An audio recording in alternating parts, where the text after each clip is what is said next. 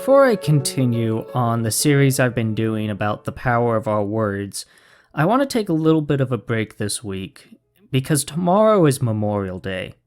And this whole Memorial Day weekend, and particularly the day itself, is a time when we remember those who we have lost, particularly to war.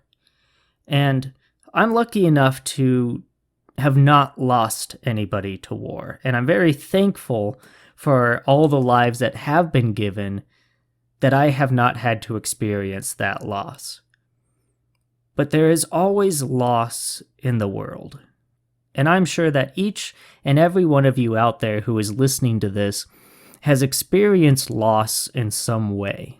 You've lost something or someone who is dear to you. And my wife and I experienced loss earlier this year when our first pregnancy turned into a miscarriage. And that's been very difficult for both of us, and I've spent a lot of time the last few months thinking about loss. And as we're coming into this day of remembering those who we have lost, I wanted to kind of share some of the scriptures from the Bible that have helped me through this time and have shaped the way that I view loss in order to help me get through the pain of dealing with that grief. So when we lose something, we have the tendency to think of it as whatever we've lost, that it's been taken away from us, that this thing is taken away. Something or someone has taken what belonged to us away from us. But even just in that line of thinking, we're already believing a lie. And let me explain to you why. You see, we all have this desire to possess whatever is dear to us, to claim it as our own. But in reality, all of the things that exist in this world, we can never truly possess those things because they already have an owner. Everything already belongs to God. We read about that in Psalm chapter 24. The first couple verses, it says, "The earth is the Lord's and everything in it, the world and all who live in it. For he founded it on the seas and established it on the waters." So here we see everything in the world, including everyone in it, belongs to God because he is the creator of all things and all people. And so as the creator, it is made in his name. He's got his name on the title. It belongs to him.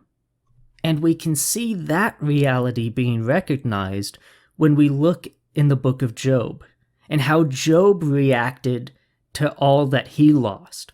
Because remember, he didn't just lose all of his possessions, he even lost his children. He lost family, people who were dear to him. And when he receives this news that all of his possessions have been lost, including his children have lost their lives, listen to his reaction. In Job chapter 1, verse 20, it says, "At this, Job got up and tore his robe and shaved his head. Then he fell to the ground in worship and said, 'Naked I came from my mother's womb, and naked I will depart. The Lord gave, and the Lord has taken away. May the name of the Lord be praised.' And all this, Job did not sin by charging God with wrongdoing." So first of all, we see that Job, he does grieve the loss of his children, right? There's nothing wrong with grieving. It is healthy to allow yourself to grieve. But even in his grief, he recognizes that when he entered into this world, he had nothing. And when he leaves this world, he can take nothing with him. And so everything that he has in the world isn't truly his to begin with. And it's important for us to understand this when dealing with loss in our life, that the things that we lose never truly belong to us in the sense that we have possession of those things. Now, I know that that may sound insensitive, but again, remember, I'm speaking from experience here. And I'll explain why it's important for us to understand that in a second. But in order for us to understand this a little better, let me explain it in this way. There are some places that I loved to go, right? I remember as a kid going to Blockbuster, or there was a pizza place that my wife and I loved to go to just half a block from our house, and we loved to walk down there and get some pizza. But that pizza place, just like Blockbuster, have closed down. And that was a place that I loved. It was a place that I wanted to go to, that I enjoyed. But when those places closed, it was not because someone was trying to take them away from me. It was simply what happened, and it affected me. Now, of course, in the passage in Job that I just read, Job says the Lord gave and the Lord has taken away. And we have to understand that Job's case is a very particular example where he saw everything in his life taken away all at once in a very supernatural and way greater than a simple coincidence type of way. But we also know that it was not the Lord that was taking that away from him. It was the enemy, right? It was the devil at work in that scenario. So that's an extreme scenario. But most often in our life, when we're experiencing loss, it's not because someone or something is trying to take it away from us, right? Just like those stores that I used to love going to and that pizza place I liked to go to. When those closed, they weren't being closed in an effort for somebody to attack me. And it would be silly for me to view it in that way of, oh, everybody's just trying to take away these things that I love. Somebody is taking them away from me, as if they were mine to begin with. Those places weren't mine. I didn't own the stores. I didn't manage the stores. I simply enjoyed having them in my life. And so when a store or something closes that we don't own, right? We don't possess those things. We don't view that as a personal attack against us of somebody trying to take those things away from us. And yet it seems like so easily when we experience any kind of loss in our life that we get angry with God and say that He has taken them away from us. And I see people do this all the time where they frame their loss in this way of God taking away what belongs to them. But when we understand that the things in this world never belong to us to begin with because it all belongs to God, then we can begin to understand that when we lose those things, that it's not God attacking us. And that can free us from a lot of misplaced resentment if we understand that first point. It never belonged to us to begin with. When we lose it, it's not a personal attack against us. But now let's look at the other side of this equation. So just as Job says that he will depart from the world naked, he also points out that he comes into the world without anything. And that's true for each and every one of us as well. We come into this world with nothing to our name. We don't own, possess anything. We haven't built any relationships with anyone. It's a complete blank slate. We have nothing. So then, if we eventually lose things, but we start with nothing, then where do those things come from? Now, all of the evil that we encounter in the world, right, all the disease and destruction, that's a result of sin being in the world. That's the result of living in a fallen world cursed by sin. But if we remove all of that, then what's left? Where does everything else come from? After the evil is stripped away, all that is left is what is good, and all that is there then came from God. Because remember, He created all of it. And so not only do all things belong to God, but all that is good in our life comes from God. And that's reiterated in James chapter 1, verse 17, that says, "Every good and perfect gift is from above, coming down from the Father of the heavenly lights, who does not change like shifting shadows." So every good thing that is in our life is something that we don't start our life with, and it's something that is given to us as a gift from God. They say that all roads lead to Rome. Well, all good things lead to God because they originate from God. So then, even if God does take something from us, He's not necessarily taking it away from us so much as He is taking it back what He has given to us. Think about Abraham and Isaac. If you don't know the story that well, Abraham and his wife were well beyond childbearing age, and yet, miraculously, God gave them a son named Isaac.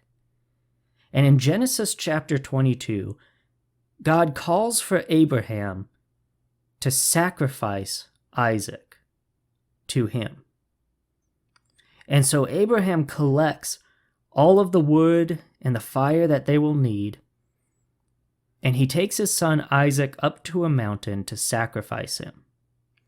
And along the way, Isaac asks his father, "We have everything here for a sacrifice, but where is the sacrifice?"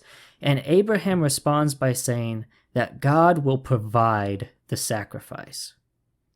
You see, as Abraham is going through this, he knows that Isaac, this child that God is asking for him to sacrifice, was originally given to him by the grace of God.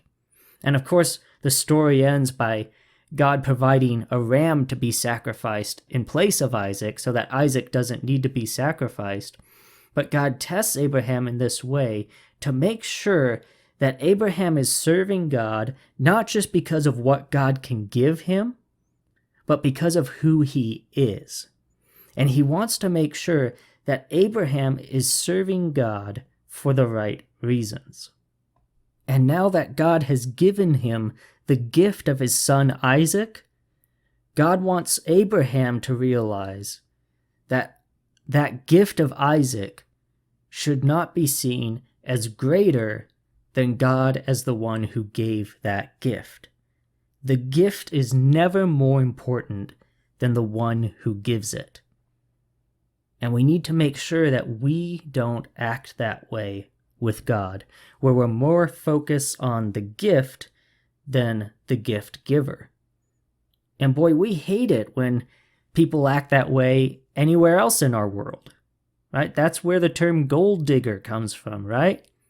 When you have a woman who gets all cozied up to a old guy because he's rich, and she wants to get as much of that money and good gifts as she can, we all know that she's not really in love with the man. She's in love with the gifts that she gets from him. And we look at a situation like that and understand how it is morally wrong. And yet, do we treat God in that way? Where we serve God because of what He gives us, and if He ever asks to take something back that He gave as a gift for us, right? It doesn't even belong to us, it belongs to God. But if God asks for us to give it to Him, that we become upset and reject Him because He has taken back what He's given to us. If that's our attitude, then it shows that we are more focused on the gift than the gift giver. And God doesn't desire to take things from us either. He doesn't find joy in doing a bait and switch maneuver to, oh, you want this? Well, here you go. And nope, I'm taking it away again. God doesn't enjoy that. He doesn't find thrill in doing that to us. That's why he made us with a perfect world. But because of the sin that has entered into the world through our own actions, we do experience loss. And God sees us in our loss. He understands the pain just as he lost his son, Jesus Christ, on the cross, gave his son for us. God knows what it's like to experience loss. And he sees us when we experience loss. And he allows us to grieve like with Job. And he grieves with us and comforts us during that time. But God doesn't want to leave us there lingering in the loss. God doesn't revel in things being lost. He rejoices in things being found. You can look at Luke chapter 15, and the entire chapter is about rejoicing for things that were once lost being found. It's in that chapter that Jesus talks about a shepherd leaving 99 sheep in his flock to go find the one that has wandered away, or a woman who loses her coin and searches the whole house until she finds it and celebrates when it is found, or a father whose son goes off on his own, but when that son returns to him, how he throws a great feast in celebration because the son was lost and now he is found. God knows that we will experience loss as part of living in a fallen world, but rather than holding on to what we have lost, God is calling us to go out in search of what can be found, because there are many things that are lost that can be found. And just because we have lost things in our life doesn't mean that there are not still other things in our life waiting to be found. And it's not just about replacing what was lost, it's about finding new things as well.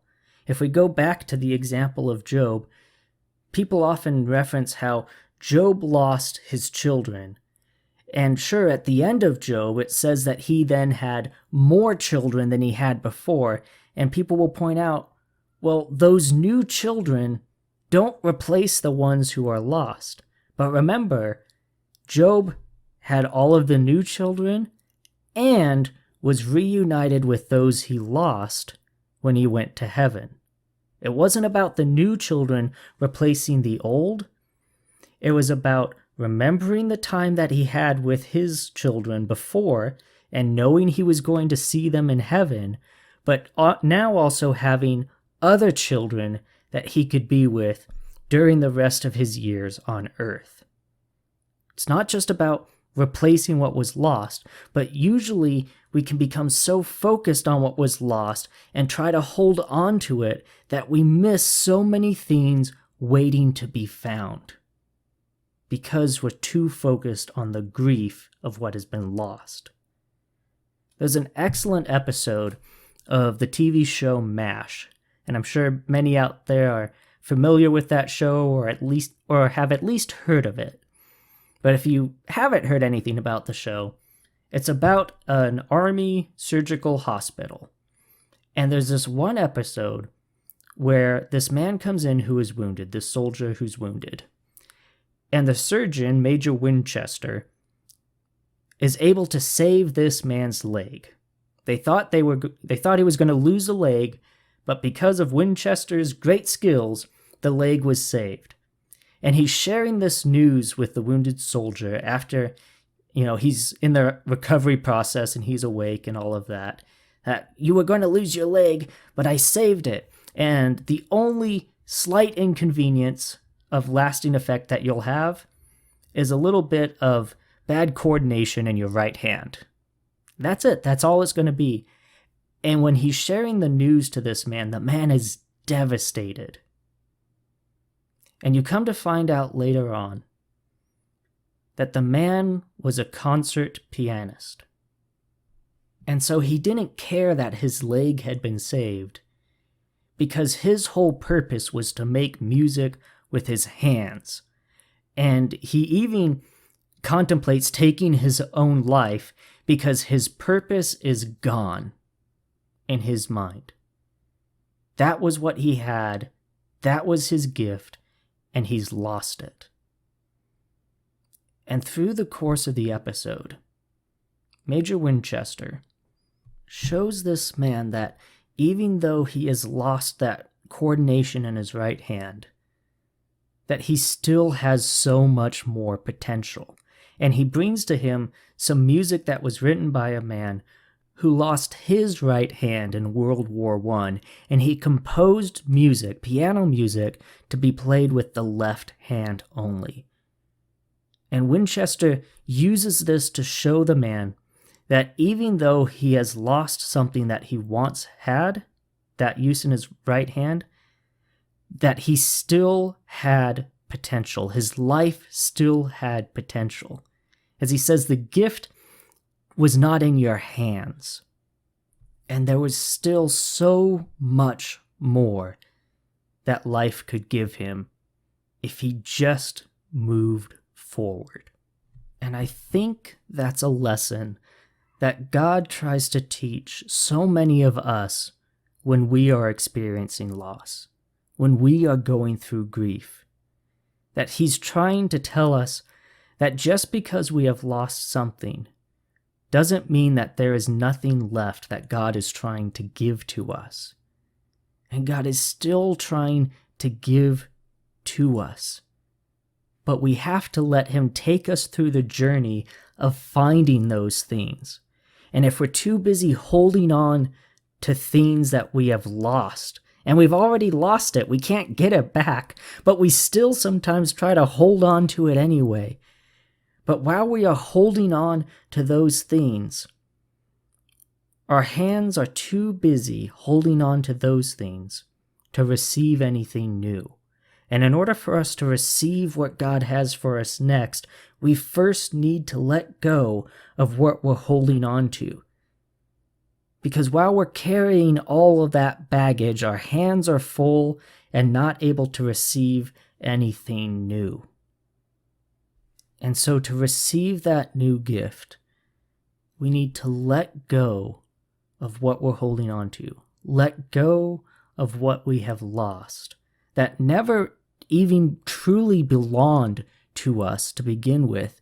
It belonged to God, and it was a gift that God gave to us, and the one that gift came from has more to give to us. But we have to give back to him what we have lost in order to receive the new thing that he wants us to find. And so I want to leave you today by asking you this question. Is God asking you to give something back to him? It may be something that you've lost. It may be someone that you've lost. Or it may be something that you fear losing, and you're trying desperately to hold on to it. And you need to realize that it belongs to God first. You get to borrow it. God lets you enjoy it.